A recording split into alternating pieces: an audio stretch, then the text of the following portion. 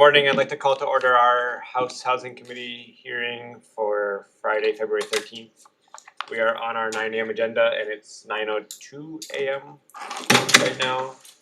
And before we dive into the agenda, just a couple of housekeeping notes. We'll be limiting testimony to 2 minutes per testifier.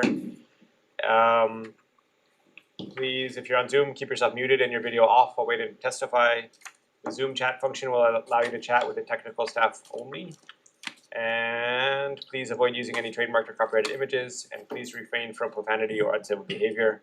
Such behavior may be grounds for removal from the hearing without the ability to rejoin. That said, nothing on our agenda is super controversial, so I think hopefully we'll have a for housing committee terms, nothing is all that controversial. So I think we should be good today. But just urge members of the committee and the public to remain respectful. That said, first item on the agenda is HB 1604 relating to agricultural workforce housing. Establishes an agricultural workforce housing group within the Department of Agriculture and Biosecurity to address the shortage and challenges of agricultural workforce housing in the state. Vice Chair for the testimony. Department of Agriculture and Biosecurity with comments? Department of Agriculture. Oh, yeah, thanks.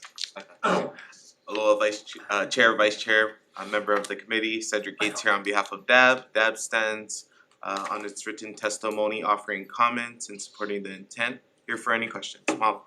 Thank you. City and County of Honolulu, Office of Economic Revitalization in support. Hawaii Farmers Union in support. Hawaii Farm Bureau in support. Housing Hawaii's Future in support.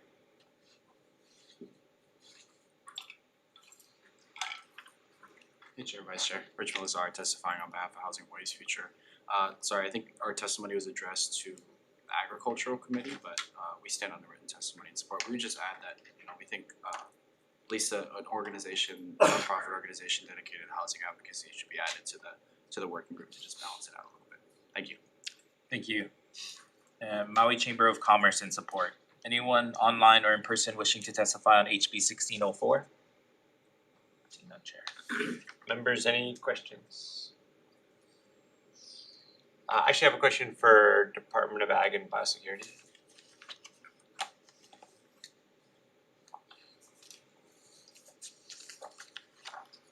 Hi, thanks for being here. So in your testimony, you recommended that an early task of the task force is to gather data, information, and survey farm operators to assess the realistic demand for farm workers. Are you asking to amend the bill to clarify that that's an early task, or would that just be within the scope of the task force already, and the bill is okay as is? Roy Yamamoto, Department of Agriculture and Biosecurity. We just wanted to make sure that point of emphasis so that we don't get too much mission creep thereafter. We looked at earlier bills introduced in prior sessions, and a lot of the testifiers imagined this measure, this bill, the same bill pretty much, solving other housing issues, and we strain that kind of as much as possible. Okay, thank you, appreciate it. Members, further questions? Seeing none, next item on the agenda is HB 1713 relating to school impact fees. This bill clarifies the application of exemptions for certain affordable housing projects, including exempting new residential developments of fewer than 100 dwelling units from school impact fee requirements. Vice Chair for the testimony. Attorney General's Office with comments? Good morning, Chair Edward, Vice Chair Miyake, members of the committee. Randall Watt, Deputy Attorney General on behalf of the Department. As described further in our written testimony, the Department has comments regarding paragraph 6 of the amendment. The amendment to paragraph 6 of HRS 302A-1603B makes reference to low and moderate income households. The Department notes that there is no definition of low to moderate income households in HRS Chapter 302A, and so the Department recommends that the definition be incorporated into the. Thank you. Comments. Questions? Thank you. HHFDC in support. Madam Chair, Vice Chair, committee members, HSG stands on his testimony and support. Thank you. School Facilities Authority in support. Thank you, committee. It comes down to cost benefit. It's too much work for almost no money. We want to remove barriers for housing, so we strongly support this bill. Thank you. Thank you. Tax Foundation of Hawaii with comments. Not present. Not present. Grassroots Institute of Hawaii in support. Richmond Lazar, individual in support. Sorry, that should have been Housing Hawaii's Future. Please did our written testimony. Thank you. Anyone else, anyone online or in person wishing to testify on HB 1713? Seeing none, Chair. Members, any questions? Rep. Grandadeni. For school facilities. Sure. This is mostly just for my own education and context, but can you explain how this bill would interact or builds upon HB 422 from last year? Right, so that bill improved and cleaned up the impact fee process. But due to drafting, it didn't clearly state that developments under 100 are exempt in the exemption section. So this cleans it up. It clearly states any project less than 100 units is exempt from the impact fee process. Okay, thank you. I have a follow-up question. Sure. Yeah, and I appreciate that clarification. The intention of the bill last year was, one of the intentions was to ensure that developments under 100 weren't assessed the impact fee. So I think I see this as cleaning up what may have been a drafting error from last year, and I appreciate that. But so last year, the introduced version of that bill would have repealed the school impact fee entirely. If that's not a cleaner solution here, like what it seems like now is we have a very messy and potentially confusing statute, and if all of us are still having trouble determining, like what it means and when it gets applied, isn't it easier just to eliminate the school impact fee entirely? Yes, we agree. We just feel it's a bridge too far. So we're doing this in stages, right? This will help immensely from an administrative standpoint Okay. in reducing the workload. The fee process, though, really has to be improved with something different. And given in light of recent US Supreme Court cases on administratively imposed impact fees, it clearly, we need to breach that eventually. And so just to clarify though, when you say a bridge too far, is that a bridge too far politically? I mean, are you supporting this because you think it's the most feasible route to passage, or would you support a full repeal? We support a full repeal like we did last session also, right? Okay, appreciate that. Thank you. Wait, Chair, I have a question. Yes, Representative Kila. So can you comment what federal cases are you citing? Oh, Sheets Fest is City of El Dorado. So what it did was the City of El Dorado had a similar kind of administrative fee, and it ruled that as unconstitutional, and it reverted back to the traditional Nolan-Dolan test for nexus. So that actually applies to us spending the impact fees now. For example, what happens is if you collect fees for Leeward Oahu, right, you cannot Transfer use money that out. money for an elementary school in another part of Leeward Oahu. It has to be actual nexus to where the money was Is this exacted the school district? from that exact neighborhood. So right, it hand ties you on how you can even spend the fees now. So wait, with that court ruling, are you focusing on technically school impact fees that cannot be expended then? No, so then there are another bill that allows us to spend these fees. We need approval from the ledge to increase the ceiling. We could use it for pre-K because pre-K has no geographic nexus. You're taking Or you can kids apply from the whole district-wide, yeah. area or a high school, right? Because then enrollment is available to the entire district of that high school. So there's a way to spend it. We have a bill to spend it finally. It requires approval from the ledge in terms of ceiling of spending it. It's a very complicated process just to spend. And we wanna spend it this session No, I because believe it's you, the way I it is. trust, so but Yeah. this is good content, so thank you. Yes. Thank you, Chair. And one more quick question, I'm not sure if it was in your testimony or not, but how much again has been collected and remains unspent in the fund In approximately? Yeah, in total about 28 million, but it's in 4 districts. So each district, Kali, Ala Moana, Leeward, Central Oahu, West Maui, Central Maui, so those are where the fees, so it's split up all over the state, right? And has any money from this fund ever been spent? Never, Never, not a dollar. yes. Our hope is to finally spend it this year. Thank you. I have a question. Vice Chair Miyake. Thank you, SFA. Would we be able to use it for the new Central Maui school then? No, because it's a middle school and it doesn't meet the nexus tests of Nolan Dolan. Unfortunately, if it were a pre-K for Central Maui, yes. If it were a high school for Central Maui, yes. Thank you. It's very prescriptive. And in- before we get to Representative's question, just so I understand the Sheets versus El Dorado implications. So the nexus, the money has to be tied to the impact of the development where it was collected from. The exaction, right. And then so the issue elementary versus high school is just that the geographic area for attendance at the elementary is smaller, maybe it wasn't associated with the direct housing impact, and the high school area and preschools are bigger. Absolutely. You're districted to which elementary school you can go to. Another possible use is a charter school, because the charter doesn't have that same. Thank you. Representative Gandinelli. Thank you. You said you're hoping to spend it this year.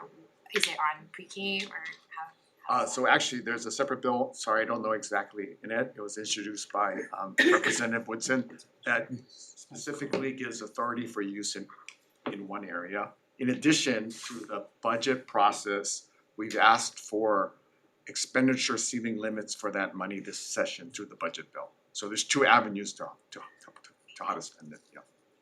Representative Moroka, you had a question? No. Members, any further questions? Seeing none, thank you. Thank you.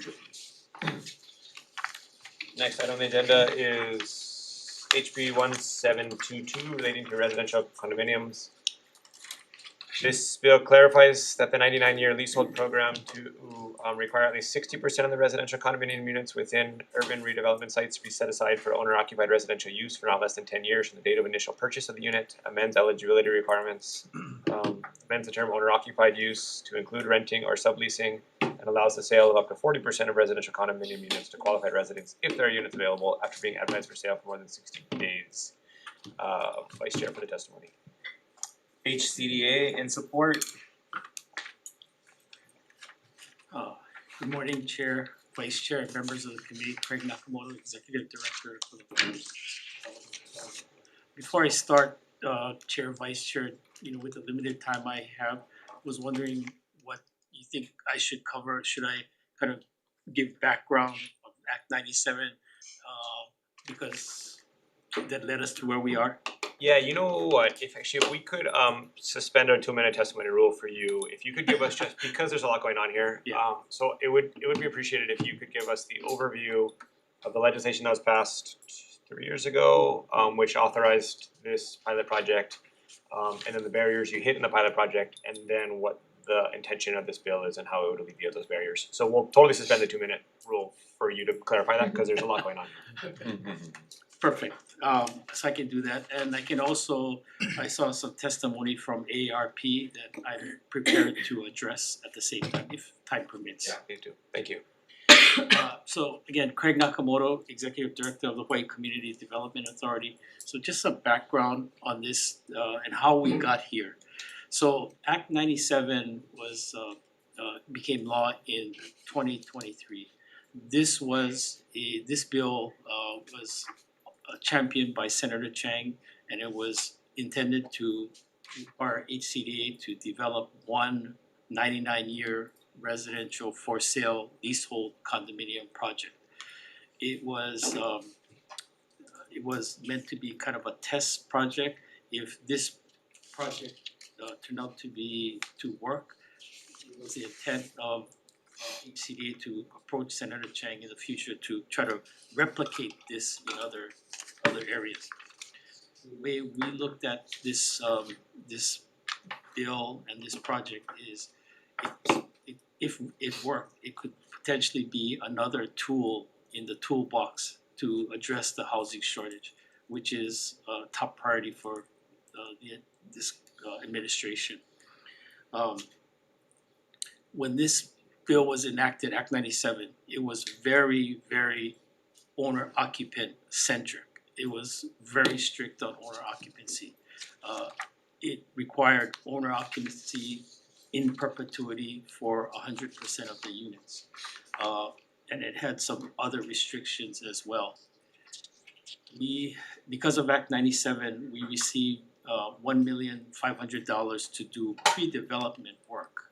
So we procured a consultant, Kola Ila. I believe they have also submitted testimony in support. But we worked with them for about a year or so to do some due diligence work. All throughout that time, I think we, like the developer, were very bullish on whether that we could do this project at a site that was selected by the HCDA. That's the site at Kapilani and Ward, the Jack in a Box, and then the old Gallagher Law Building where the Obama mural is. So we're very bullish about that. I think towards the end of 2025, market conditions sort of changed. Interest rates were a little bit uncertain. I think construction costs had increased by about 25% over the last year. There was some other factors. There were projects that were set to go online in Kaka'ako, namely 2 projects off Cook Street. I think this Stanford Cars project plus Castle and Cook's project. So we were kind of concerned about the competition and how that would affect pre-sales.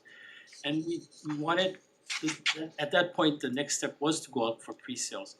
But because of all those factors, the macroeconomic factors, and the restrictions in the original bill, we decided not to go to pre-sales because, especially these conditions in the bill, it was thought to be too restrictive and it would affect sales and the marketability of these. And we didn't want to go out pre-sales, fail, and then try to come back out again. So we said, let's put this project on hold. We met with Senator Chang and discussed possible amendments to the program. And we arrived at changes to the program to address both his desire that this be address owner occupants, but also address our concerns about the marketability and the attractiveness of this kind of product. At the same time, still wanting to make this project work and make this kind of product work as a new tool. So we came up with these, came up with the provisions for our bill, which is reflected here, and there's a Senate companion as well. But we came up with these to kind of remove some of these restrictions. We think these restrictions, if removed, will help our sales. And if the bill is passed, we're gonna re-engage with the developer and try to move forward with the pre-sales. Thank you. Does that help? Yeah, that helps. Yeah. Okay. I think we'll get to more in the questions, but that helps. Okay, and do you want me to also address the AARP testimony? No, I think we can address that in the questions. Okay, Thank you, Greg, appreciate it. Thank you. AARP Hawaii with comments. Kolaila LLC in support, William Yuen.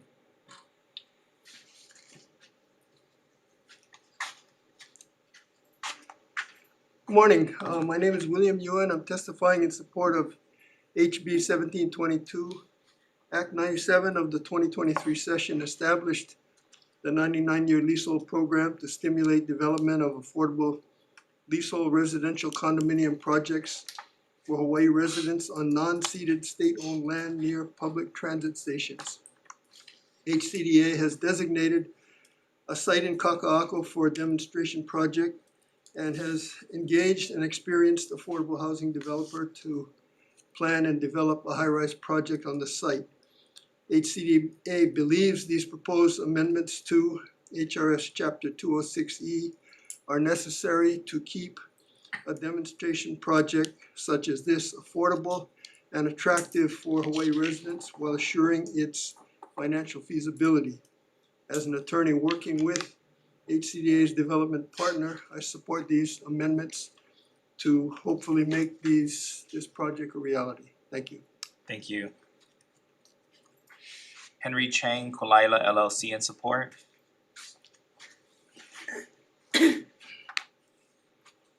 Excuse me, I'm gonna be reading approximately what Bill read, but I'm Henry Chang, a project manager for Kolaila, and testifying in support of HB 1722, Act 97 of the 2023 session established 99-year leasehold program to stimulate development of affordable leasehold residential condominium projects for Hawaii residential residents on non-ceded state land near the public transit stations.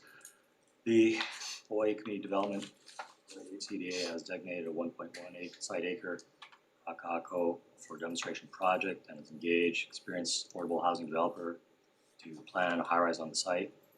The HCDA believes the proposed amendments to HRS Chapter 206E are necessary to keep a demonstration project affordable, attractive for Hawaiian residents while assuring its feasibility. HCDA and our team have assessed the feasibility of a demonstration project and believe that amendment development criteria will support the success of the project. That's our statement. As the project manager working for HCDA's development partner, I support these amendments to the HRS Chapter 206E. Thank you.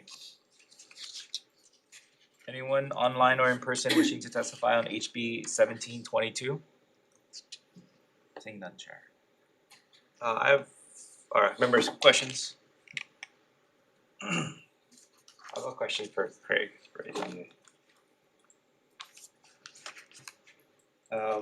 So a couple of related questions. In the changes to the definition,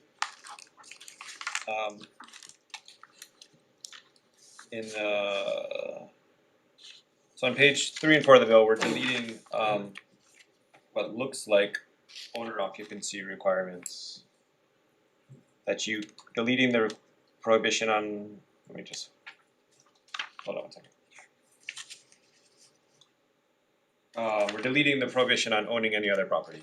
Yes. And so what it looks like that's opening it up to is the possibility of somebody owning a unit and renting that unit out. But then later on, there's clarification that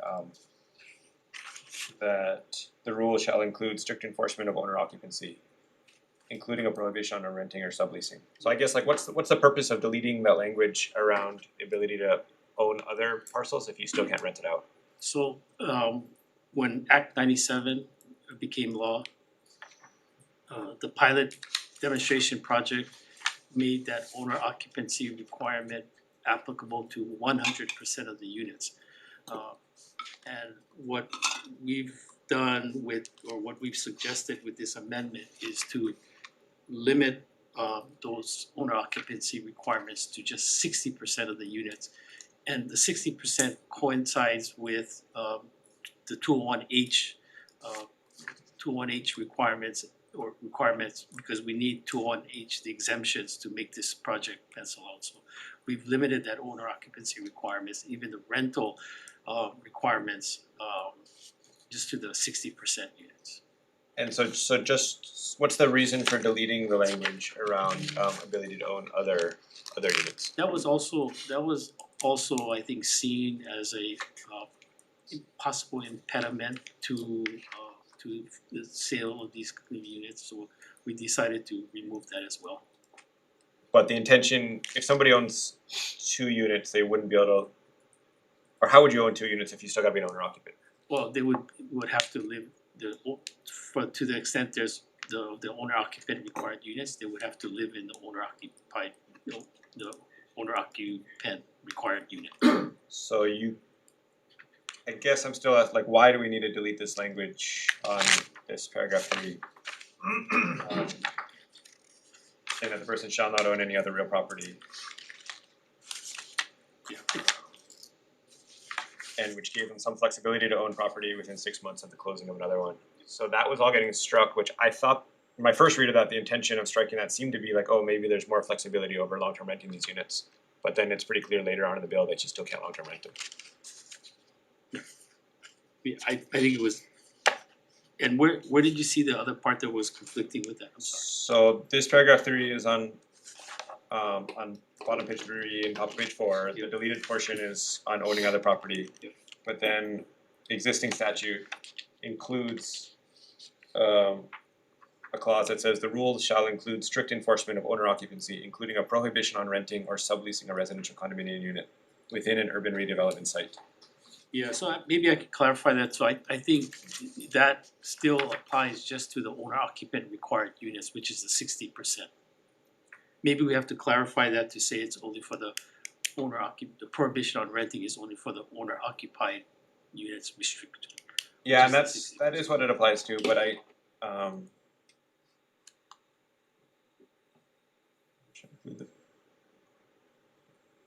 so my understanding of the rules that were imposed on the owner occupant units, you had to be a qualified resident, you should not use the residential development for any purpose other than owner occupied residential use. And then that paragraph 3 said you couldn't own more than 2 units and gave some flexibility for overlap if you're selling one.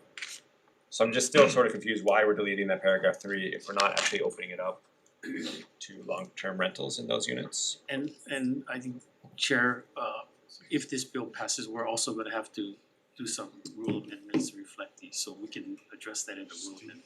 Okay. Okay, so one of the things I was considering was possibly deleting the language around the rule shall include strict enforcement of owner occupancy. So the intention for the owner occupied units is still that they remain owner occupied, that there's not flexibility around long-term renting for those units. Yeah, maybe owner occupied, I guess, I don't wanna take out the prohibition on rental for the owner occupied required units, but if we say that it's just for owner occupant units, that's fine. That is, okay. So I think what would be helpful maybe for the next committee is just a better understanding then of why that paragraph, the intention of deleting that paragraph of the 3 and what that does for the bill. Appreciate that, Chair. And then another couple questions, how much was appropriated last year to the project? $15 million. So the financing and capital stack for this project represents is as follows. There's gonna be a senior construction loan, kind of a mezzanine loan, which is a DERF loan. HCDA's equity, which is the 15 million, and then the developer equity. We did not wanna use private equity just because of the cost of money for private equity. You know, every dollar of cost affects the feasibility of a project like this, so that 15 million is sort of the state's equity contribution into the project. Okay. And we haven't drawn down on that money yet. And sorry, just remind me, I know you said in your testimony, but the state already owned the parcel or you guys purchased the parcel? We purchased that parcel, we already own that parcel. You own it? Yep. So the $15 million wasn't going to the purchase, you already owned it? No. And then just so I'm clear then, so then the 40% of units will be sold at market with no owner occupancy restrictions? Yes, no restrictions, yes.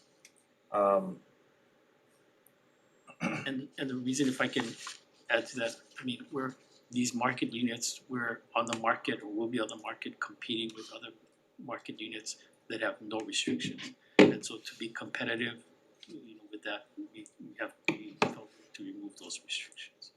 Okay, and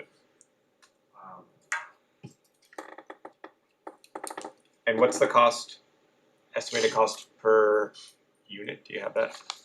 Yes, I think the estimated cost per unit was about 700,000 around.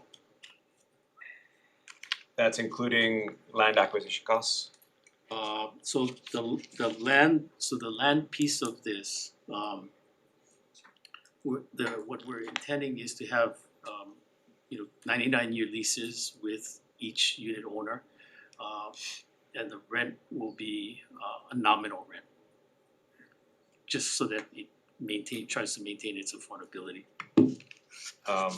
And sorry, and then even the 40 unrestricted market rate units will still be 99-year leases. Correct. And then I'm just trying to sort of wrap my head around the value. I appreciate the amendments you're making to make sure that this thing can work. But having a hard time wrapping my head around the value, like when a typical 201H project without a $15 million essentially state subsidy, when we're getting essentially the same number of market rate versus income restricted units. Here, looks like we're giving a $50 million subsidy to end up with half the units market rate and half the units 140% AMI. It just seems, and I understand like the finances are what they are, so this isn't on you. I know you guys are doing your best to make this thing pencil out given what was mandated to you years ago. But like, just help me walk through like. Well, maybe I can provide this context, Chair. When we got this project, we knew that it had been a long time since a for sale leasehold 99-year project had been done in Honolulu. Most of the others are for sale fee units. So we knew that we were gonna have to compete against a comparable for sale fee unit, which most people prefer buying. So we needed to do everything we could to make the differential between a leasehold unit and a comparable fee unit as big a delta as we could. Because I think everybody's mindset would be if the delta between a leasehold 99-year unit and a comparable fee unit is small, you're gonna say, I'm gonna go with the fee unit because it's fee, it's not leasehold. So I think that's why we were trying to kind of keep the costs as low as possible, and that's why it reflects putting in this state equity. Now, for that state equity, so I hope that answers your question, that it may not look like we're getting as much, but the reason why is we're trying to keep the cost very low so we can sell it at a lower price. That was the whole purpose of this. The $15 million of state equity into this project was intended to sort of be like an asset purchase in a way. It was gonna be to have HCDA own the parking garage and the commercial units at the bottom, which is something typically to retain ownership of that. The revenues from the commercial and the revenues from the parking garage were, in our minds, would be put into a special fund and then would be used to fund or commence other similar projects. Because as I mentioned, it was always our intent to try to replicate this project in other areas.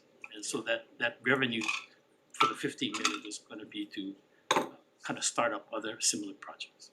Thanks, that helps. And final question is, so what is, you're saying you wanna make that delta as much as possible. What is your anticipated sales price for the I think, I don't have that information with me, but I can provide it to you. I think once we kind of resume the project again, if we resume the project, we'll have to kind of take a look at that. Do you have a ballpark AMI range?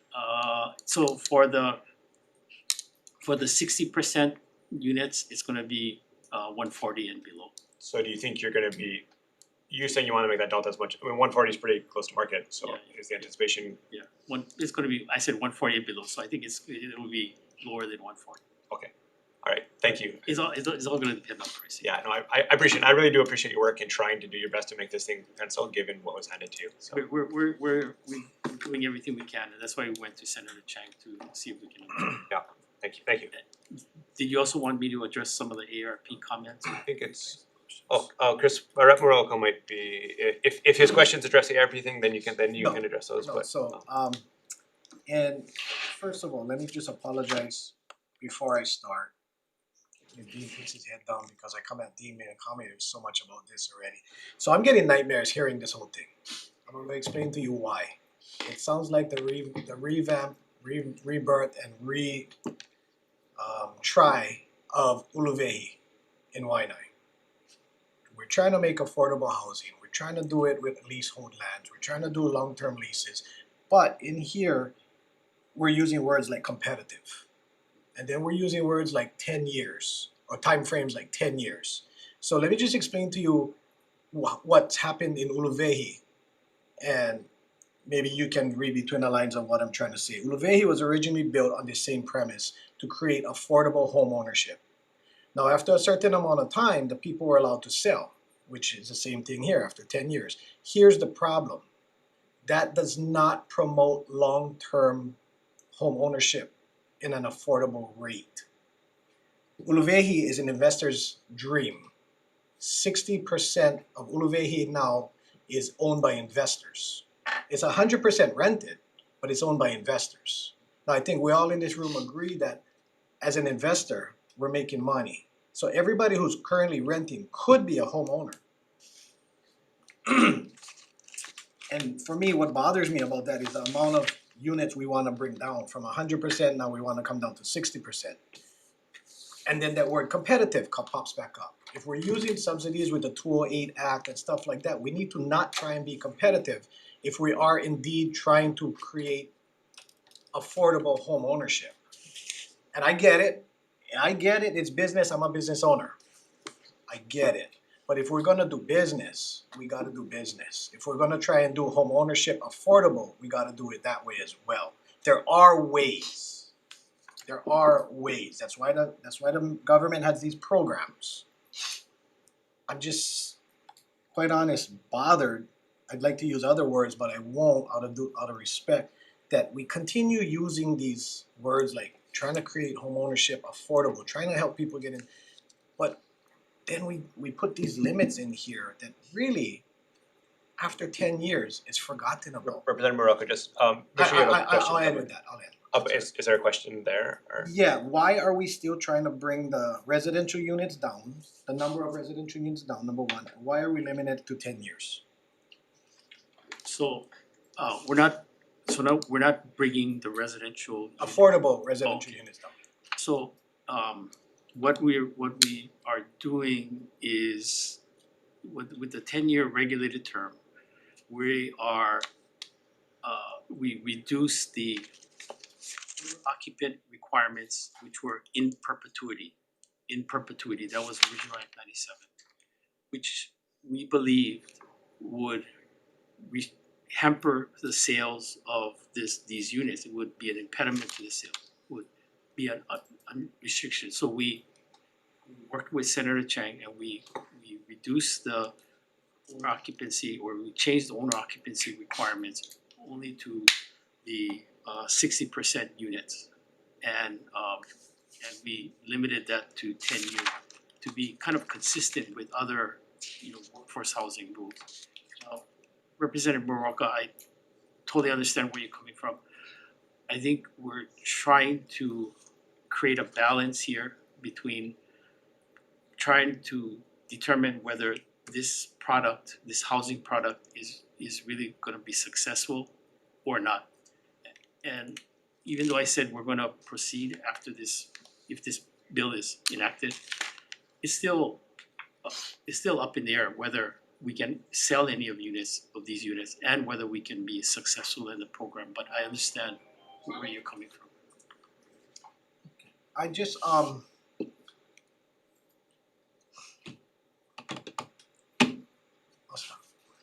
thank you. Yeah. Sorry. I apologize, I'm good. Okay, thank you, Representative Morocco. Representative Coffin. Yeah, and just not to, but I concur with Rep. Morooka on this whole thing. I've said it again and again for at least 15 years. The state needs to have two types of inventory of housing. One is affordable in perpetuity, and the other is investment properties. We have a ton of investment properties. This is what, I mean, if you wanna do investment and gain a big profit and stay afloat, then get into that business. But for me, I think the 201Hs of the world were meant to be affordability in perpetuity for our people, our local people. And now you're trying to split it up and morph this thing into something that personally I think it should not be. And so for a question, the 40% pretty much will flip into market rate for qualified residents, meaning that can be a transplant from anywhere. Comes to town, wants to buy a unit, right? So I mean, there goes the whole thing again, that inventory of affordability for local people. We'll never get ahead of that ball, because we keep getting rid of our affordables after 10 years, after 60 years. So is that what's gonna happen? You know, 40% to qualified? you know, thank you, Representative Cochran, for your question. I think, as these restrictions that put into place for owner occupancy in perpetuity, I think it's a little bit of a balance too, because what we're trying to do is balance that against getting these leasehold units on to the market and sold, in people's hands. And if these restrictions are too onerous as they were in Act 97, it would prevent that from happening. Now, could hamper the sales from happening. I think if this legislative body, as a policy matter, does not agree with it, then that, so be it. But I'm just trying to state sort of the market realities of this and how these restrictions work on saleability. And to your point, Representative Moroka, I don't wanna necessarily put it in the competitive terms, but we are, dealing with other projects in the market, and we do have to kind of take that into consideration as we go out to sale, so. Sure, sorry, real on that. So, but the success is for who? I mean, it's not for affordable families who need someplace. And it's the success is, I think he explained with that one project. It's an investment's dream. And that's what I foresee happening here. Again, I think we gotta stick with build our inventory of affordable. And that's the charge I feel for entities here in the state. And the outside investment people, that's what they do. We're supposed to be here for our people. Representative Cochran, so Residents. When people use the term affordability, in your mind, what does affordability mean? What AMI are you looking at? Definitely not $700,000. $400,000 is pushing it too. And Chair, I've been researching to figure out what solutions are to keep costs down, and there's answers out there. So I don't want to get into that here now, but anyways. I appreciate the questions and the conversation, and I just maybe want to try and wrap this up with what I think is a clear summary or a quick summary.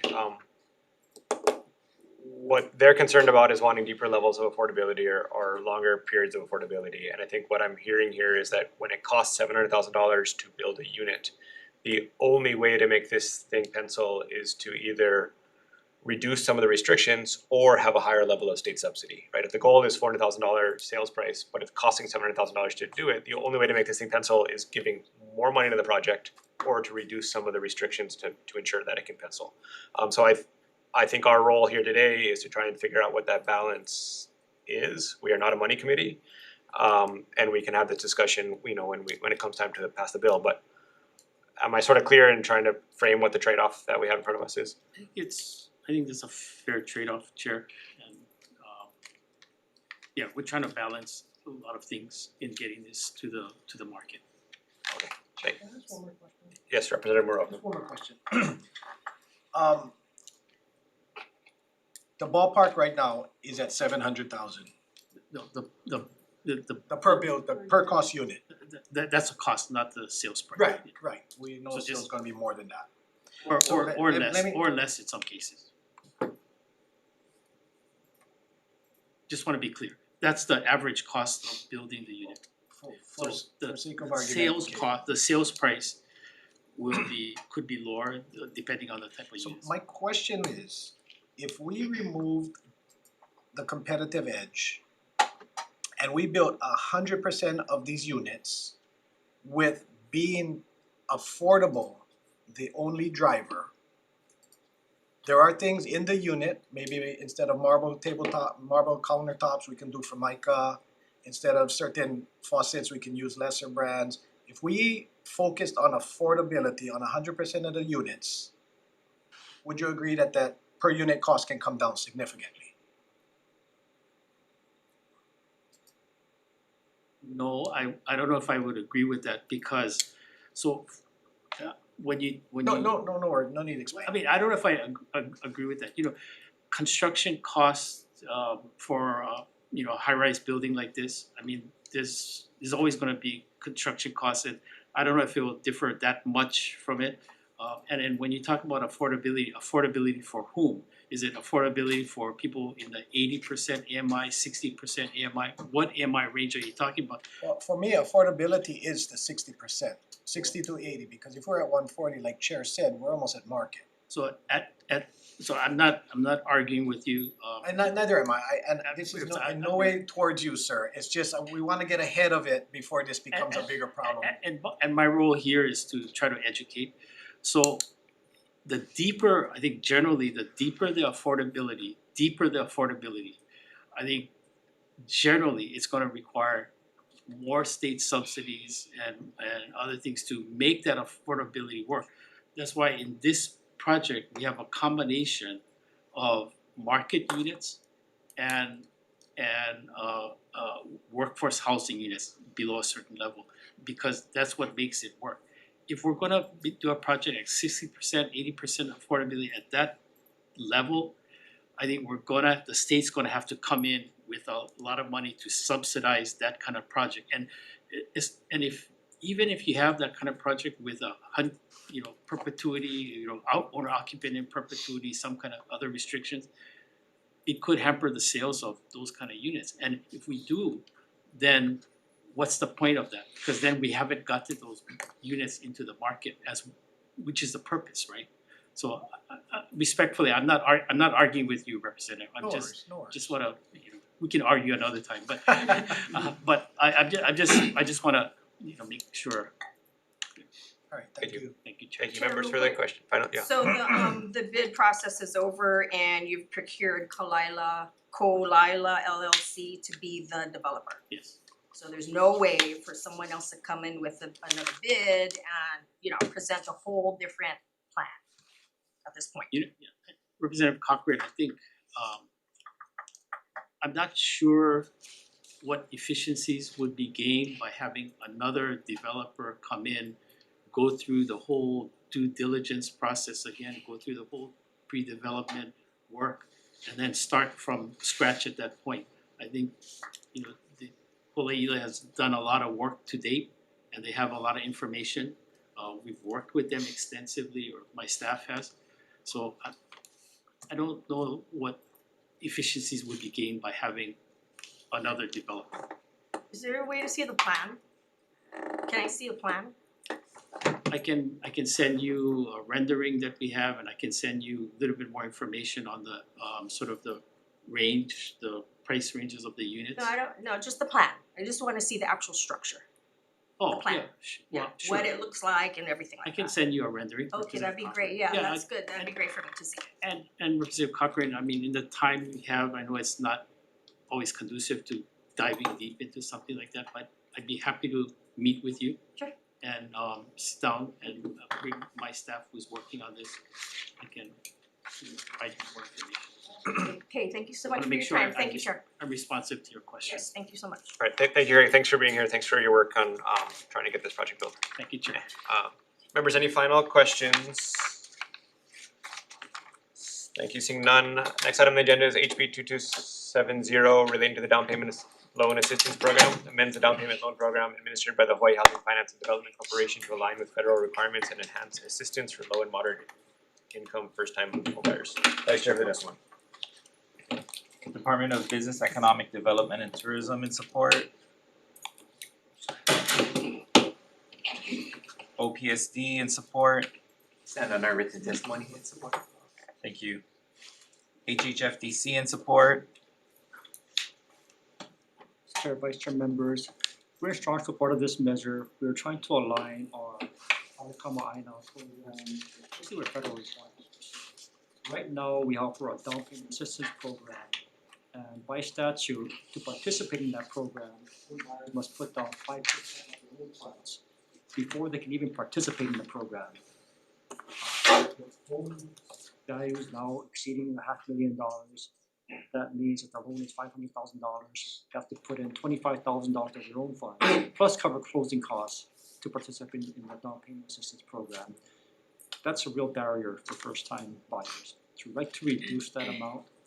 Also, the loan-to-value amount under federal guidelines can actually exceed 100% because they allow closing costs to be covered by the loan. So we'd like to have that option also, just to be consistent with federal program guidelines. Thank you for your consideration. Thank you. Hawaii Realtors in support. AARP Hawaii in support. Anyone online or in person wishing to testify on HB 2270? Seeing none, Chair. Members, any questions? Representative Luchiga. Dean, please, just go over the current the Halekama Aina current program and then what are the changes that you're hoping to make? Sure, the Halekama Aina program, so the mortgage program component and the down payment program. So the mortgage program component offers low rate financing. So right now it's at 5.4% for government-backed loans such as USDA, VA, or FHA loans, and 5.7% for conventional loans. And the great thing about this loan is that whether or not you have down a large down payment or just the minimum, you still get that rate. If you go to a bank or other lenders, that rate fluctuates depending on your credit score, on how much you're putting down. Our rate is fixed, so as long as you meet the minimum requirements, you get that rate. And so for the down payment assistance, we're asking it to be lowered, I think it's to 3%, inclusive of the down payment assistance provided by our program, which is up to 4% of the loan amount. So this would open the doors for many homeowners who can support the monthly payments, but don't have the equity for the down payment to purchase a home. And yeah, when we had met about this, I thought that was a wonderful idea. What would be the eligibility requirements to be able to participate in the program? Main requirements are that you have to be a Hawaii resident, 18 years or older, has to be your primary, you have to be a first-time home buyer in most cases, there are some exceptions. You have to live in the unit, you have to live out. To have a minimum FICO score of 660, which is still reasonable, but more flexible than many other loan programs. I believe those are the major requirements. Then final question, can you talk about the forgiving the accrued interest portion? So we're seeking approval to forgive the interest of the down payment assistance only, not the first mortgage, but only the down payment assistance. Right now, the down payment assistance loan is at 1% simple interest per year. So if let's say the loan is down payment loan is $20,000, interest rate is $200 per year. What we'd like to do is to forgive that amount after 10 years. And this is currently online, or is it going to? It's not yet. We haven't started. The program it launched late in December, so it is active right now. We have applicants already. We do not have applicants. We're doing our marketing right now. We're doing a lot of outreach to banks, board of realtors. It takes some time for lenders to incorporate our new product, which is this, into their business model. it is complicated on the lender side to incorporate this on their side. This is not a typical mortgage offering. Do we know how much is available? Right now, we issued bonds, $30 million issuance in December. So our strategy is that's a relatively small amount. We wanted to test the waters first and also didn't want to be stuck holding this product if rates dropped. So with the $30 million are fully reserved or only close to that amount, we're gonna issue another tranche of bonds, and at that point, the rate will be reset. So if rates come down from where they were in December, the rates will be reset, both for the first mortgage and the down payment assistance. Thank you so much, Director, for your work on this. Thank you. Members, further questions? Seeing none, next item on the agenda is HB 2401 relating to the Rental Housing Revolving Fund. This bill authorizes the Rental Housing Revolving Fund to be used to provide loans or grants to eligible individuals to purchase rental units. Vice Chair for the testimony. Attorney General's office with comments. Good morning, Chair, Vice Chair, members of the committee. Deputy Attorney General Chase Suzumoto. We provided written comments on House Bill 2401. In our comments, we first recommend placing this authority in a separate new section within HRS Chapter 20H, Part 3, Subpart J. Second, clarifying the phrase purchase a rental unit as used in the bill. And third, inserting appropriate standards for the award of grants by HHFDC to the eligible individuals. And I'm available if you have any questions. Thank you. Thank you. HHFDC with comments. HFDC stands on its testimony offering comments. Thank you. DHHL in support.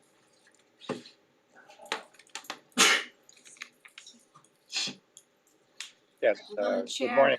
Oh, we have our chair online. I'm available for questions. Chair Watson, go ahead. Yeah, to just add that this is a very, very important bill for us. We're very active in the addressing the lower income individuals on our wait list. And so we're active on the LIHTC or low income housing tax approach to address maybe about half of the people that we're making awards to. But on the back end, when they do the conversion to actually buy the unit or home, the challenge is how big is that loan that they have to take out. Obviously, if we can continue the use of the Rental Housing Revolving Fund loan, extend it out and incorporate it in the balance loan amount, that'll make it a lot easier for our beneficiaries to finance the back end loan that they have to take out. So we're very supportive of this. I would suggest, though, to reduce it to below 60% AMI, to possibly about 40%, to include that group as being accessible to this loan product. Thank you. Thank you, Chair. Naya, Hawaii in opposition.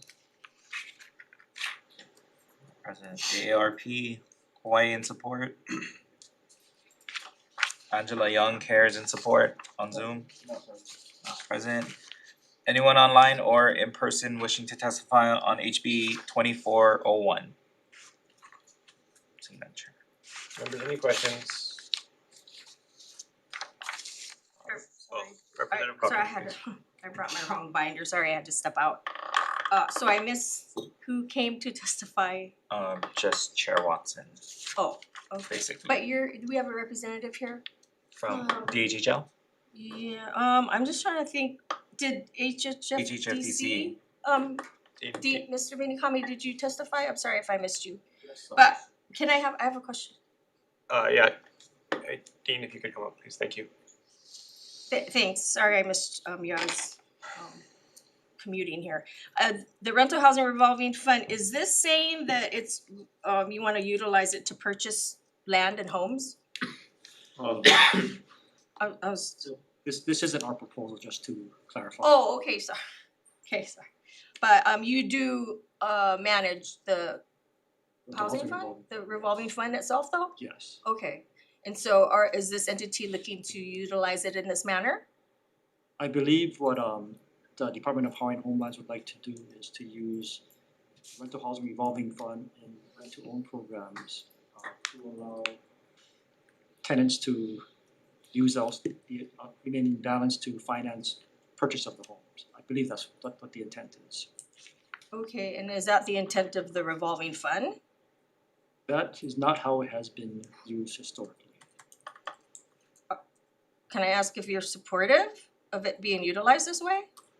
We'd have to look at that. I mean, this is, I'm not sure how we would structure the loan to convert to, say, 30-year mortgages.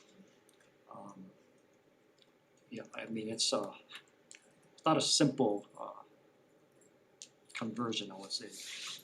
Okay, alright, well, thank you for your time, Mr. Minikami.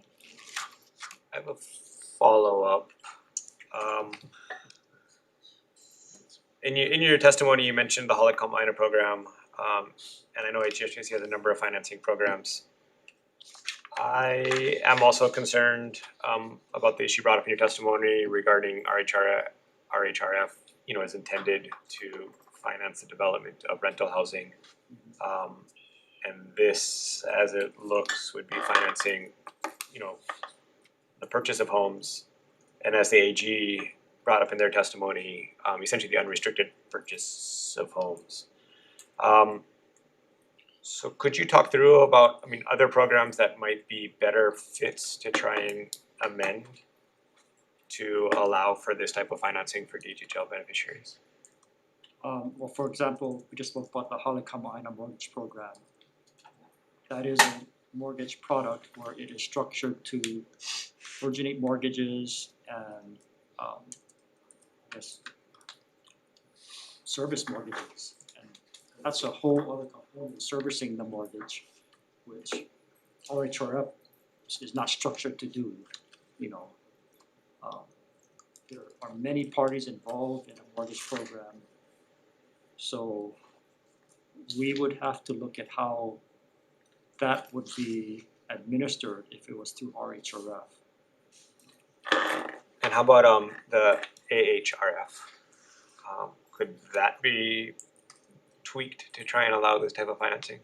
It seems like from the testimony, I think DHHL's primary hope here is to help finance the conversion of rent-to-own parcels to, a traditional mortgage. Right. So it's going basically from project developer financing to consumer financing. And those are two different types of financing buckets, different programs really. So it possibly could be done, but it wouldn't be as simple as us, giving a loan to. Yeah.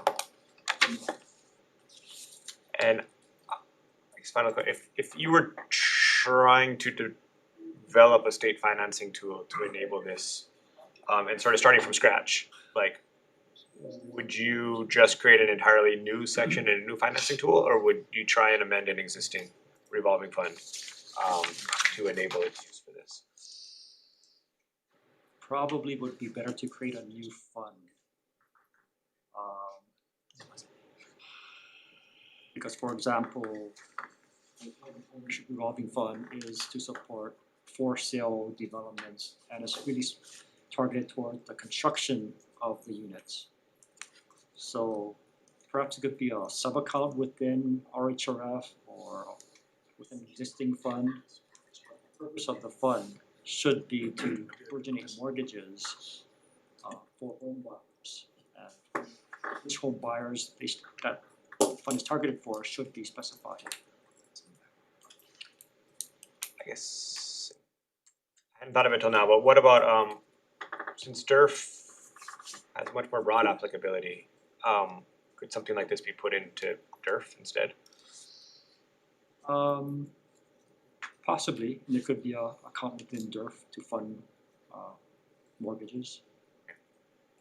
Okay, members, further questions? Thank you. Seeing none. Next item is HB 2515 relating to workforce housing.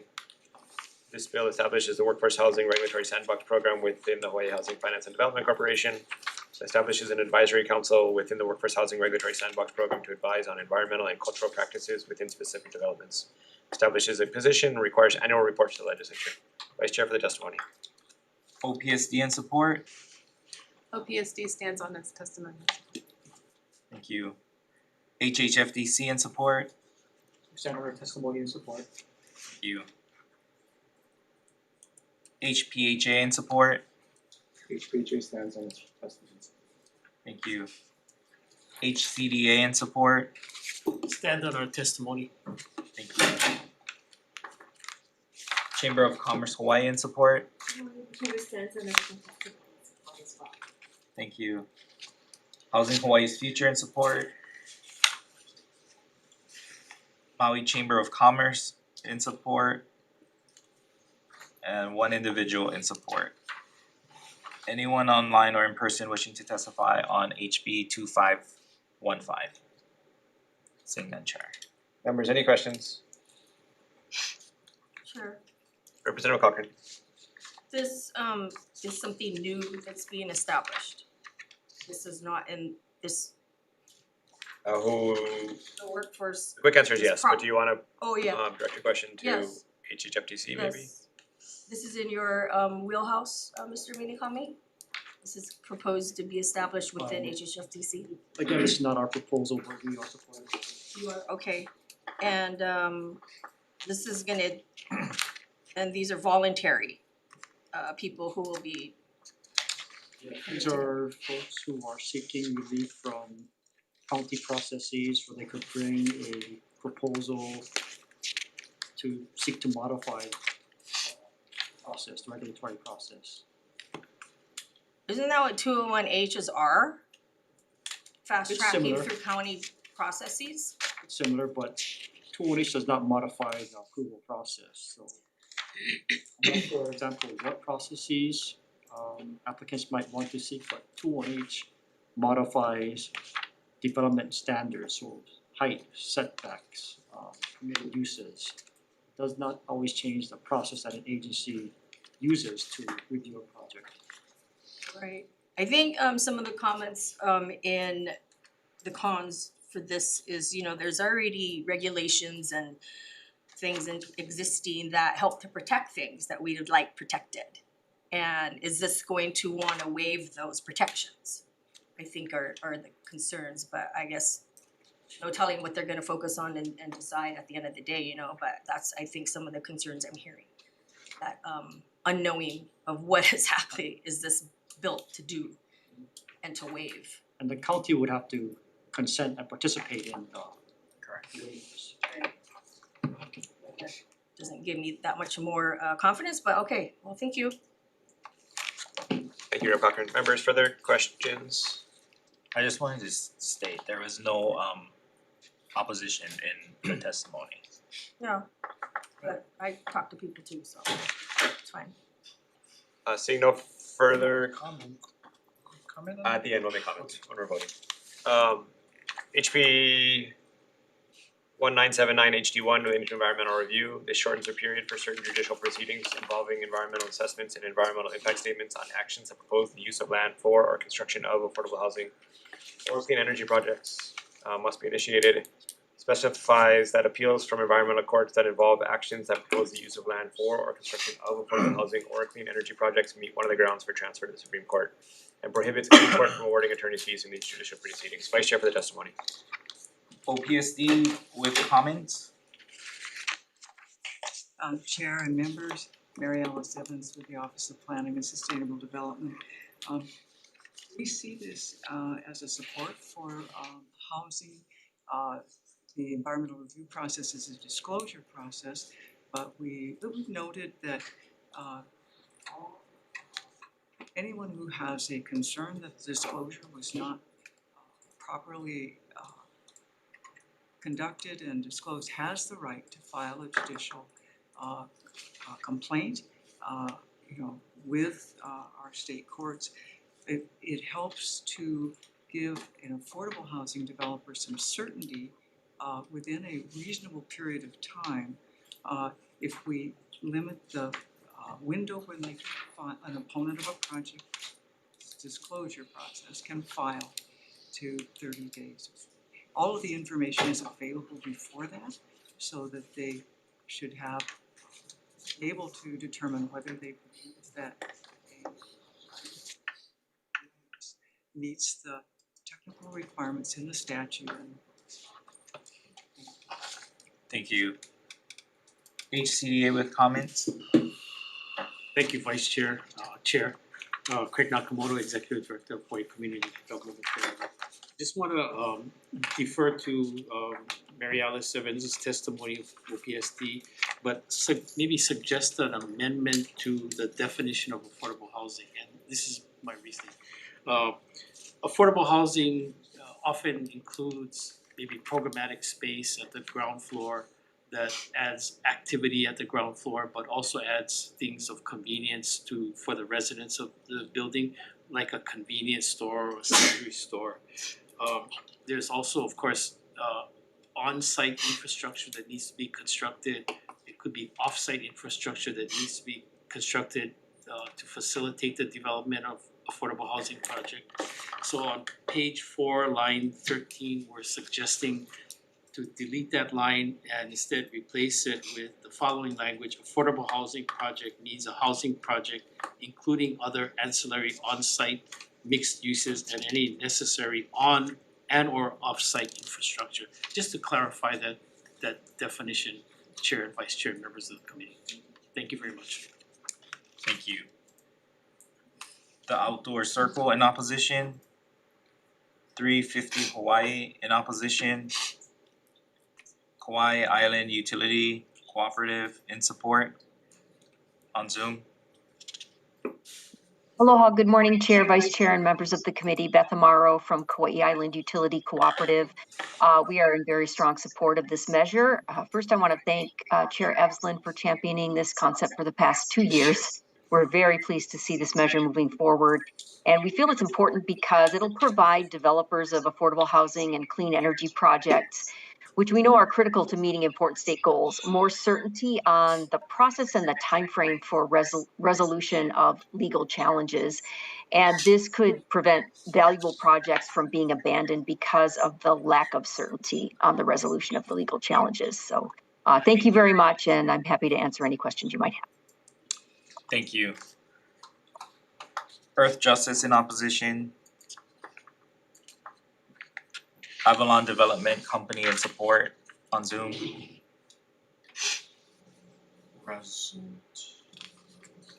Aloha. My name is McKinley and I'm speaking on behalf of Avalon Development. We're in strong support of this bill. The issue this bill addresses is not whether environmental concerns can be raised. They should be. The issue is that under the current structure, delay alone can determine outcomes regardless of merit. Even when agencies complete environmental review and make formal determinations, prolonged litigation timelines can delay projects long enough to make them financially infeasible. Affordable housing and clean energy projects are especially vulnerable to this reality. They depend on limited funding windows, escalating construction costs, and coordinated approvals. When challenges are not brought promptly, projects can fail not because of environmental harm, but because uncertainty and delay make them impossible to deliver. This bill encourages concerns to be raised early, where they can be meaningfully addressed while preserving environmental safeguards. It ensures that environmental review remains a tool for informed decision-making, not a mechanism where delay itself becomes the deciding factor. Thank you. Thank you. Nawai ho'ola nui la'au lapa'au in opposition. And 1 individual in support and 1 in opposition. Anyone online or in person wishing to testify on HB 1979 HD1? Taking that chair. Members, any questions? Sure. Representative Cochran? This is your introduction, right? No, I was. Oh, I heard. I did a similar bill in the past. Okay.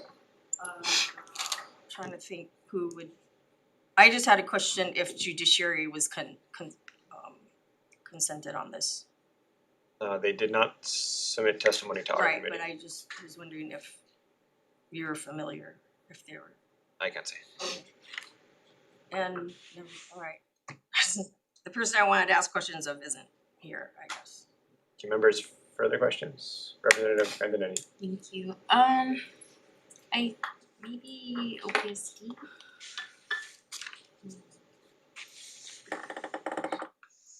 I understand, I guess shortening the time frame so that projects aren't delayed regardless of merit, but the part that concerns me more, that less of the testimony spoke to was the part about prohibiting the award of attorney's fees.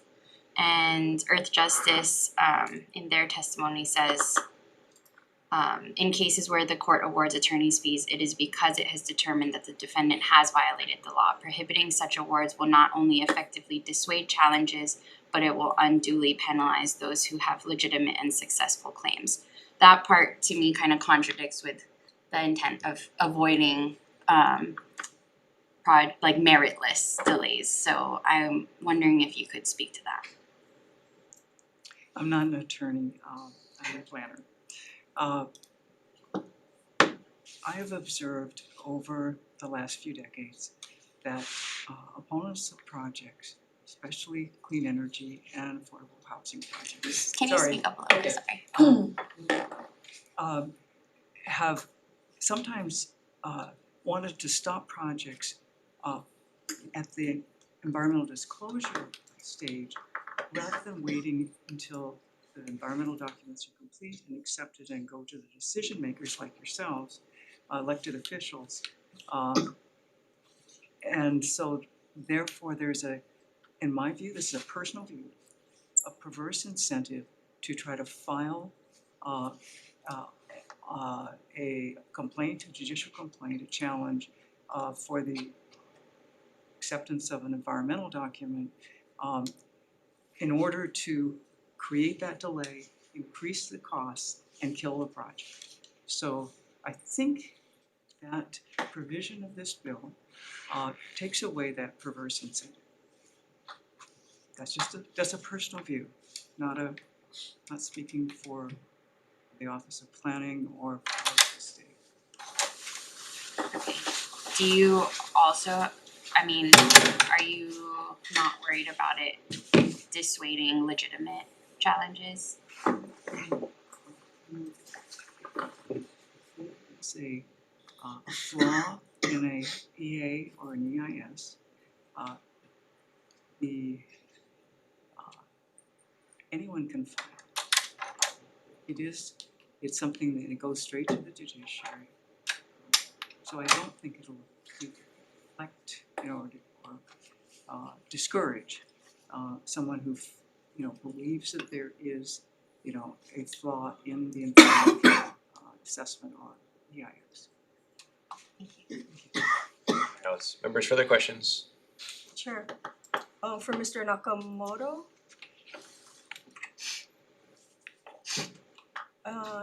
You're wanting, can you elaborate a little bit more about your deletion that you wanted to have affordable definition include ancillary and off-site, on or off-site infrastructure too in the term affordable housing? Sure. So Representative Cochran, it's both a deletion and addition. It's to delete the existing language on page 4, line 13, to expand the definition of affordable housing project to include some of the sort of other ancillary parts of an affordable housing project, like a commercial space on the ground floor or a retail space on the ground floor. And the infrastructure both on and off-site that typically goes with the development of a project, like roadways or a sewer line or electrical, because they're part and parcel of a affordable housing development. Well, a part of any development, you gotta have off-site, on-site infrastructure. And what we find in the workforce housing that we've developed in Kakako, that the residents really appreciate sometimes having a small sundry store on the ground floor that they can go down and get various things like food items. And that kind of use of the ground floor also activates the street, so that it's not just a lobby entrance to a building, but it's actually some place where people can walk to go and get things. So it's really just to kind of make sure the definition of affordable housing includes that kind of use. Sure, follow up. So you're wanting to use affordable housing funds for commercial uses? No, that's not In a way, right? That convenience store on the bottom floor? It's usually part of a project that when we go out and develop or ask the developer to do it, it's part of the project. And Representative Cochran, just to clarify, there's nothing in the bill that contemplates use of affordable housing funding. So in changing, Sorry, what? I think your question to him was that he was advocating using affordable housing funding money for commercial development. So even changing the definition for this section to broaden it to include offsite infrastructure doesn't impact the use of any funding for these projects. It would just broaden the definition for the applicability of a lawsuit. To ensure that, for example, if somebody is building a mixed use project with commercial downstairs, that by just narrowly targeting the affordable housing component in this bill, theoretically, somebody could sue the project for the commercial component, if it's not brought in to include commercial. So it doesn't, just clarifying to your question, that this does not impact the use of state money or direct the use of state money towards commercial projects. I think just overall, and thank you, Mr. Nakamoto, that's, yeah. Just the cutting, I guess, restricting the community input is kind of what concerns me, but thank you. You can have, Yeah. make your comments when we're gonna vote, that's, Thank you. thank you, Thank you, Mr. Nakamoto. Members, further questions? Seeing none. Next item on the agenda is HB 1593 related to affordable housing. This bill requires that for any affordable rental housing project that receives financing or any financial assistance from the Hawaii Housing Finance and Development Corporation, that the corporation require the housing development lease or occupancy agreement to allow residents to own or otherwise maintain one or more common household pets. Vice Chair for the testimony. HHFDC with comments. Any comments on this measure? Just to be clear, we do not oppose the measure, we just wanted to raise comments for the committee's consideration. Thank you. Hawaiian Humane Society in support.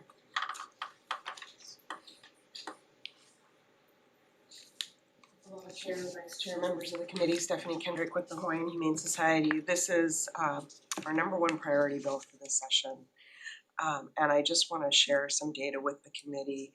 You know, the human animal bond and access to pet friendly housing is not some sort of a niche issue. I know the committee has very weighty matters on its plate, but 59% of Oahu households in a survey in 2024 reported owning at least one pet. Those rates were highest in our rural areas, suggesting that the rates on the neighbor islands, the neighbor island counties, are probably even higher than that. Another 17% of households reported having had a pet in the last 5 years. Meanwhile, our lack of access to pet welcoming housing is the #1 reason that animals are surrendered to our shelters across the state. Fully 30% of people who had to surrender an animal in the last 5 years cited housing access as the main issue. So we are in strong support of this measure. We think that housing that's being built with taxpayer resources should represent our local families in their entirety, which very much includes our pets. I'd be happy to work with HFDC on their concerns. For example, they cite a worry about damage to units. The Pet Inclusive Housing Initiative, which is a national group that has the best data on this issue, reports that only 9% of pets do any damage to a unit at all, and the damage is generally less than $210. So I think there's a lot of fear around that, around renting to pet owners, that is not borne out by the data.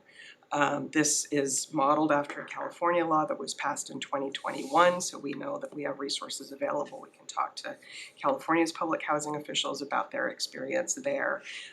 If the committee and the department would like to do that, we would be happy to facilitate those conversations. But this is a really important bill for our community, and we hope the committee will move it forward. Thank you. Thank you. Available for any questions you have for. Appreciate it, thank you. Animal Interfaith Alliance in Britain in support. The American Kennel Club in support. Hawaiian Humane Society in support.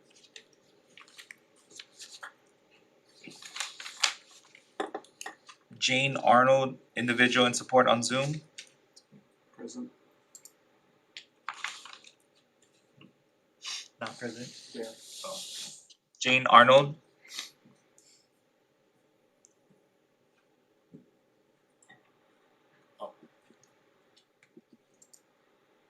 Yes, hello? Hi. Hi, sorry. Yeah, basically, I just want to make one point. I stand behind everything Stephanie said, and I'm very much in favor of this bill. And I just want to make the point that it actually would also help to decrease the homeless population, which people all want to happen, because 29% of homeless people have at least one pet, and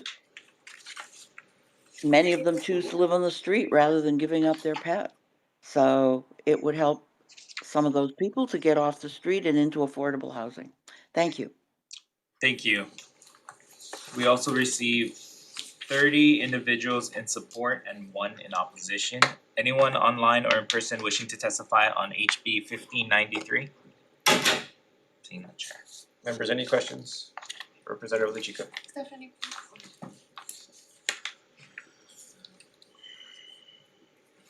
Thank you so much for being here. Can you share with us what are the current existing challenges, especially in terms of access to units that are available, like what's going on with both on what you see on the all of the housing development that is subsidized through us, and then as well as what have been the existing conversations with both on the landlord side and then the condo boards around this issue. Right, so one of the most important conversations we've been having with the property manager side of things is really sharing the data about what it really means to rent to pet owners and what the benefits and risks are in terms of data, not just, everybody's got their horror story, right? But the reality is damage can be done by any tenant, and the damage done by pets, according to an analysis of data collected across the country, is actually very low. So kind of diffusing some of those fears and trying to encourage people to voluntarily open up more housing to pets.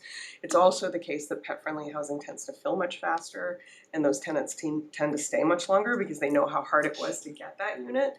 So there's really a lot in favor of property owners making these kinds of decisions on their own, but there's still a lot of misinformation out there that we're really having to battle. But as it stands now, and unfortunately these statistics are primarily about Oahu, though they are statewide, it's just Oahu has better data.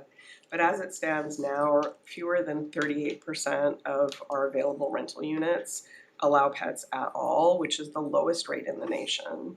And only about 15% of those do not have arbitrary breed and size restrictions. So we're really behind the mainland in terms of opening up housing for pet owners, and we see that at our shelters every day.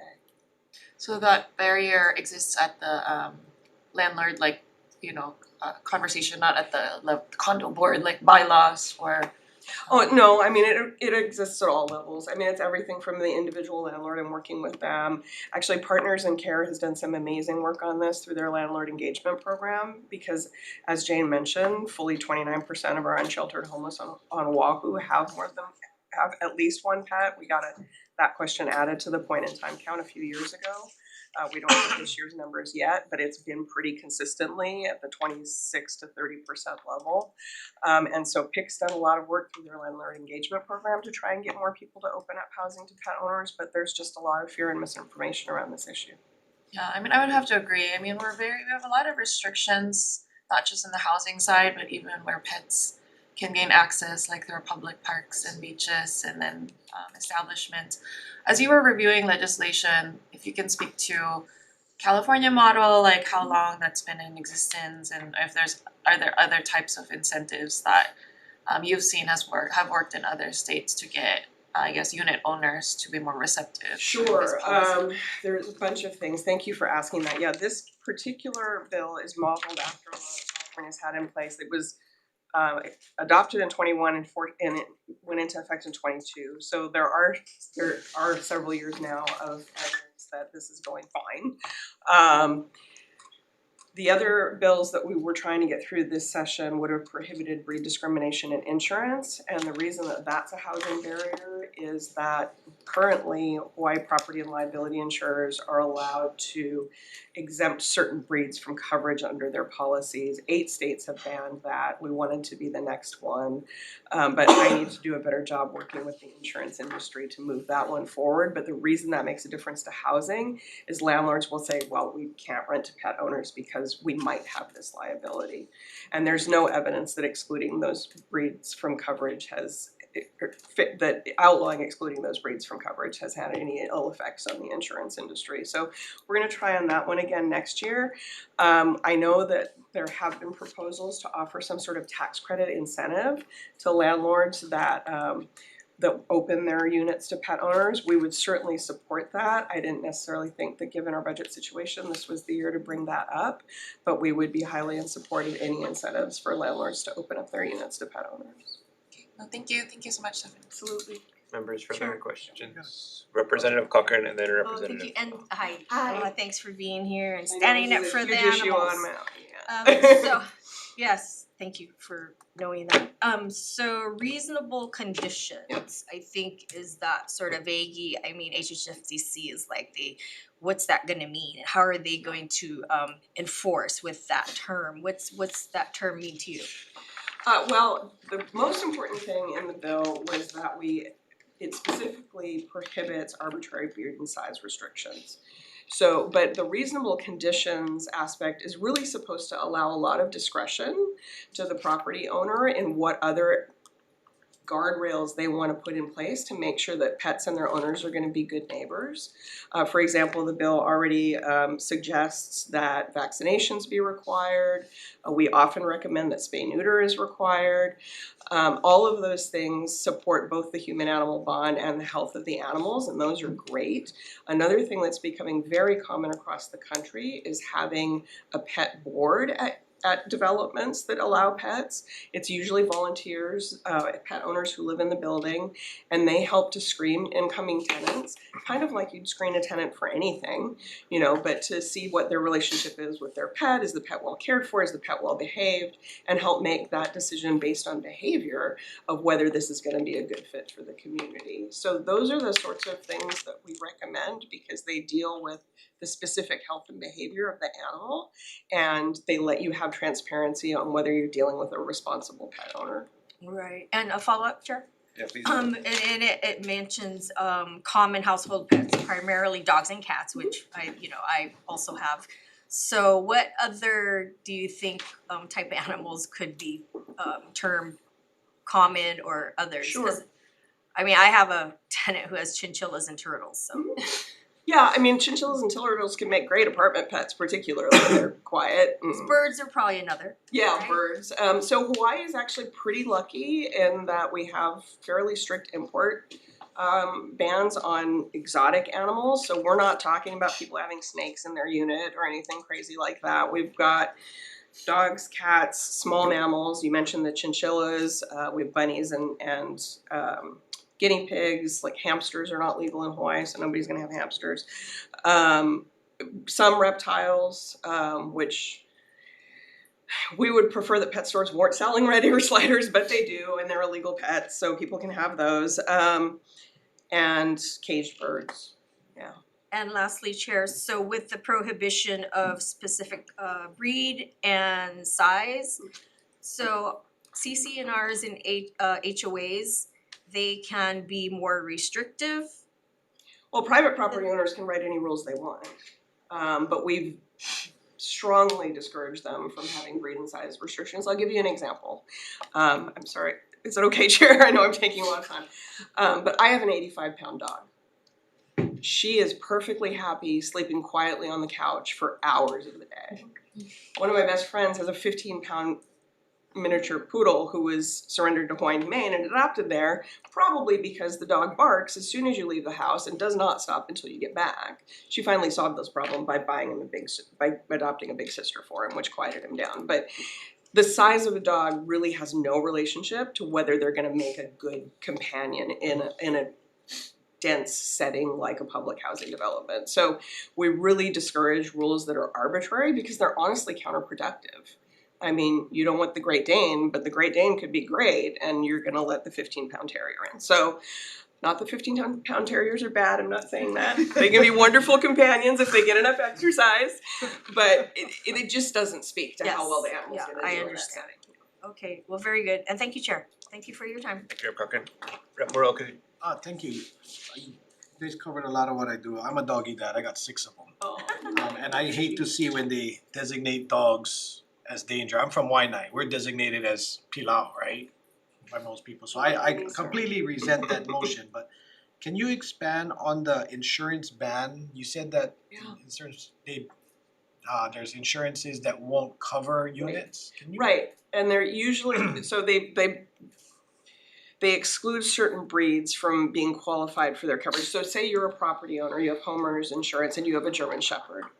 It's under state law currently perfectly legal for your insurance company, and most of them do, to say, hey, if anything happens with that Shepherd, we're not gonna cover you.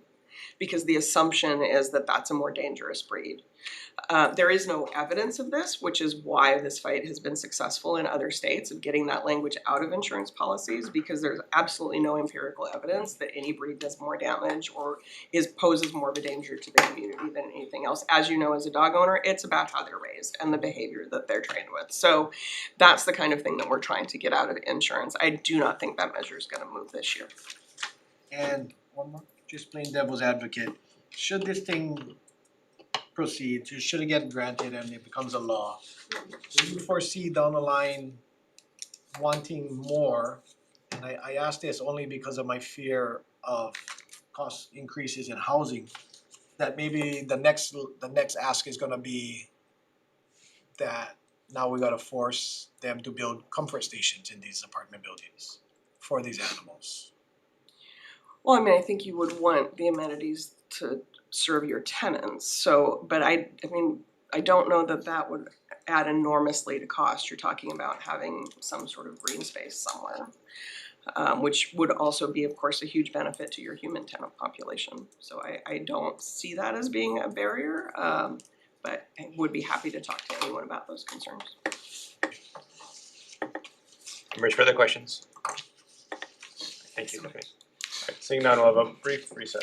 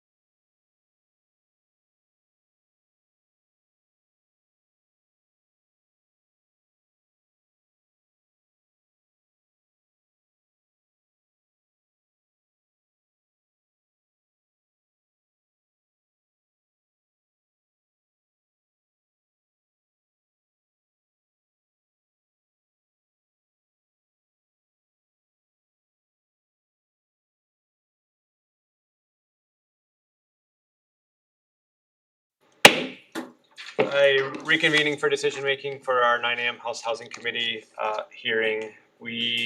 First item on the agenda is HB 1604 HD1 related to agricultural workforce housing. I recommend that we move out in HD2 for this bill with 2 amendments. One, to clarify that the Department of Agriculture and Biosecurity is authorized instead of requested to provide administrative support to the working group. And then also to adopt the recommendation from the Department of Agriculture and Biosecurity's testimony to clarify that the task force is intended to gather data and information and survey from operators to assess the realistic demand for farm workers. Members, any questions, comments, or concerns? Yeah. No, the bill already contains a defective effective date, so we won't be further defecting that. Members, questions, comments, or concerns? Seeing none, Vice Chair for the vote. Voting on HB 1604 HD1, the recommendation is to pass with amendments. Chair and Vice Chair vote aye. Representative Cochran? Aye. Representative Grandinetti? Aye. Representative Keela? Aye. Representative Kitagawa? Aye. Representative Lachika? Aye. Representative Muraoka? Aye. Representative Pyrick is excused. The recommendation is adopted. Thank you, Vice Chair. Next item on the agenda is HB 1713 relating to school impact fees. I want to express my appreciation to the School Facilities Authority for being here and for passionately advocating for this for years now. I think as they have made abundantly clear, right, the process we have does not work. $28 million is sitting in an account unused. This is really just a tax on housing for essentially no purpose because the funds are so difficult to utilize. And that said, I think what we passed last year is a good start.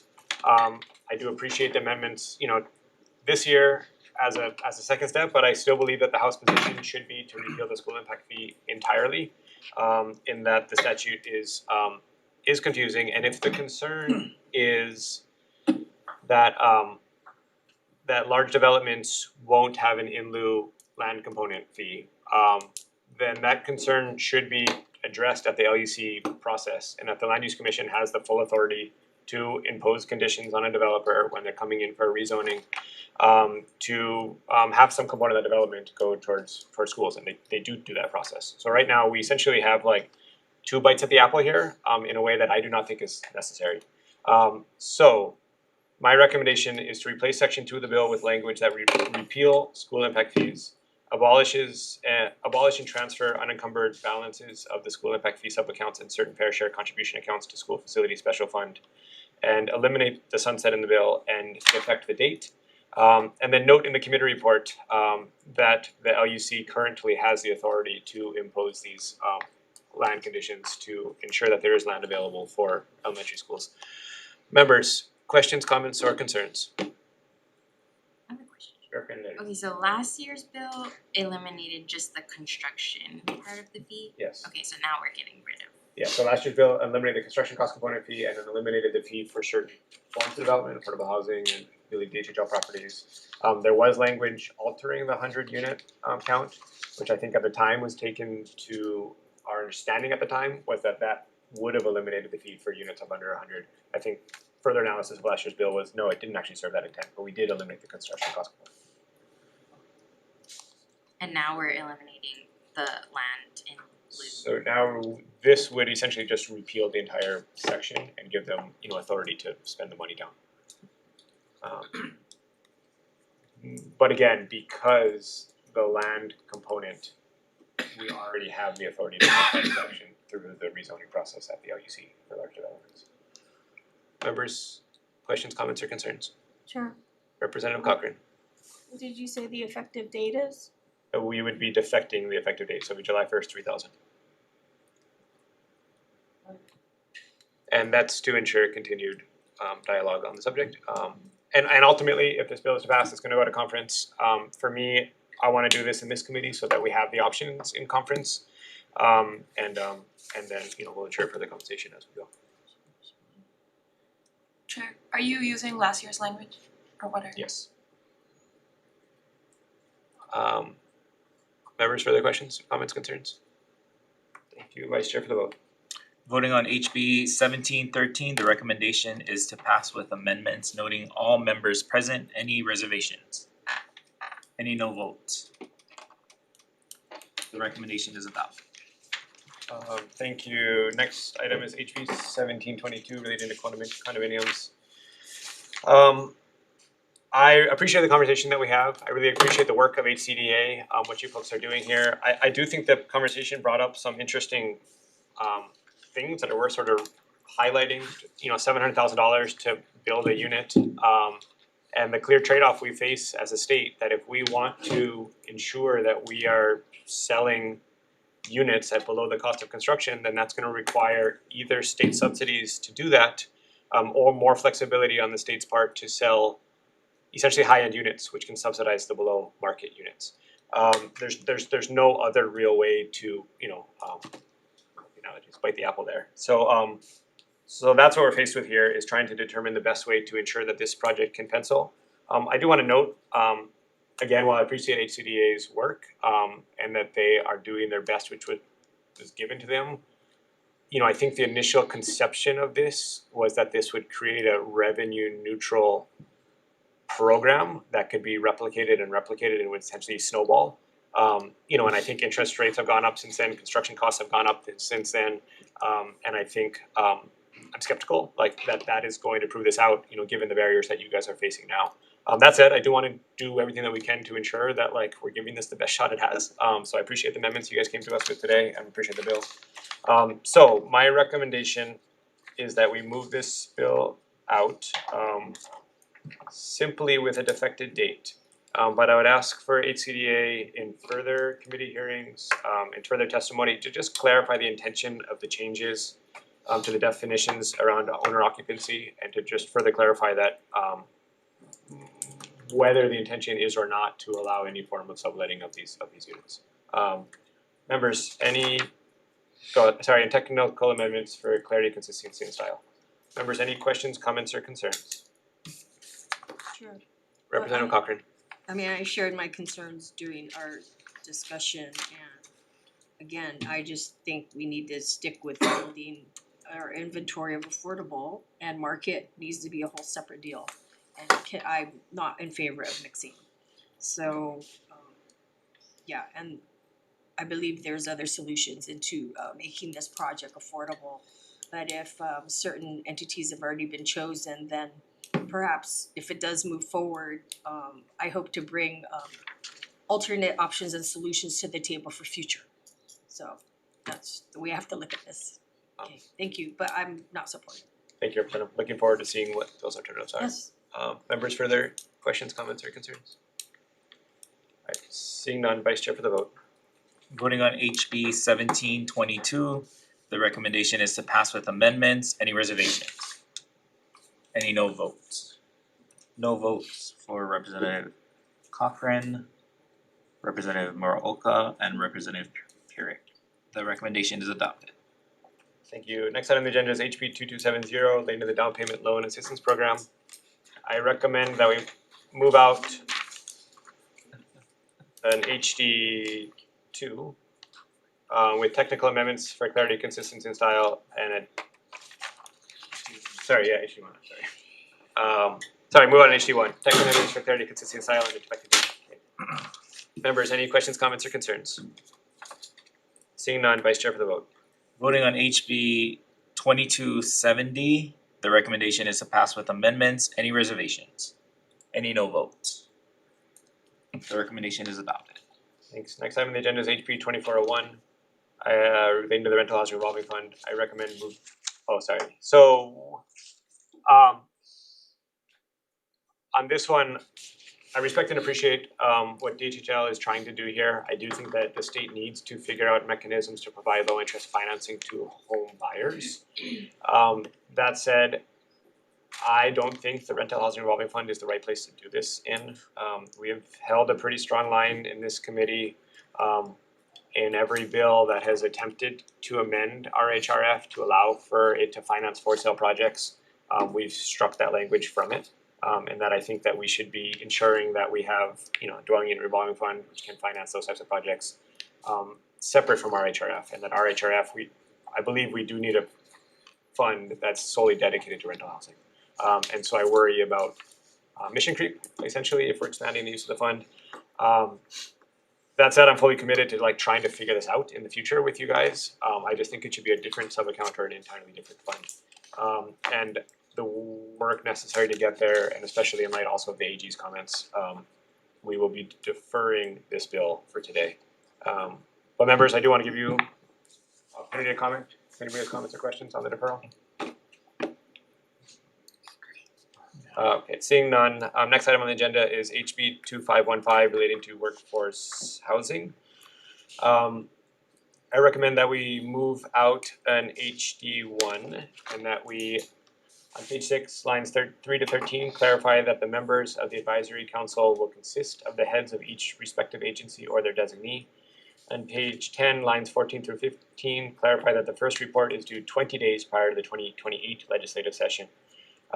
And also to adopt the amendment proposed in HHFTC's testimony to allow for a waiver or modification of state approval processes, tech amendments as necessary, and a defective date. Members, any questions, comments, or concerns? Here's some comments. Yes, Representative Morales. I really appreciate this bill introduced by co-chair, and I feel like if we use language like this in so many other bills, we would get so much more done, especially where it says it requires or it pertains to requires the commitment of developers to commit to making the development affordable, leaving a lot of red tape. I'm in so strong support of this. It's a good bill. Thank you, Representative Morales. Good job, Vice Chair Miyake. We never vote yet. Members, further questions, comments, or compliments to the introducer? Seeing none. No, I just have slight concerns, but appreciate the efforts. WR. Thank you. Vice Chair for the vote. Voting on HB 2515, the recommendation is to pass with amendments, noting Representative Cochran's reservations. Any other reservations? Any no votes? The recommendation is adopted. Thank you. Next on the agenda is HB 1979, HD1 relating to environmental review. I will be recommending amendments for an HD2. But just to clarify my own position here, I think our environmental review laws in Hawaii and nationwide, clearly were well intended. We want to ensure that people are doing their due diligence here. But the laws have been weaponized in a way that has resulted in the death of affordable housing projects and renewable energy projects. In that a motivated individual, pretty much on their own, can kill any of these projects with the threat of never-ending litigation. KUC was here to testify today. There's a good example on Kauai, which happened recently, the West Kauai Energy Project. 15 years of development work to try and get this thing off the ground would have moved Kauai from 50% to 80% renewable energy. And it got killed, through a challenge to their EIS and the threat of never ending, this thing might have taken 10 years to resolve. And you cannot push a project out indefinitely like that. And so I think all we're asking for here is just to try and, put a shorter time frame on the amount when you can file your complaint and try and send these straight to the Supreme Court whenever possible for expeditious review to ensure that these are settled quickly rather than drawing out forever. So I think that this is a really important measure, and I appreciate the work of the introducer on this.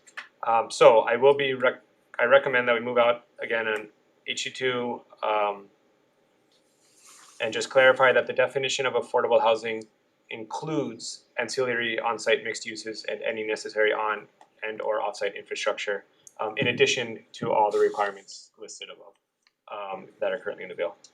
Members, and tech amendments as necessary. Members, any questions, comments, or concerns? Representative Gagade. I totally understand the intent, and I have seen it happen close to my district.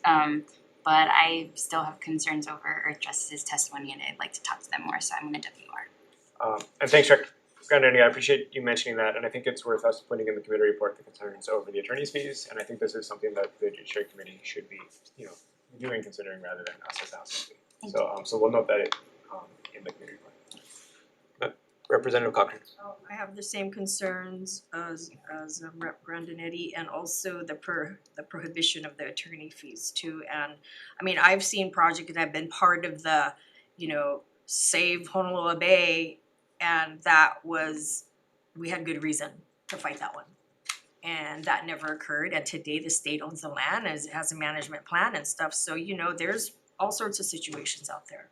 So I'm, it's a WR for me on this one.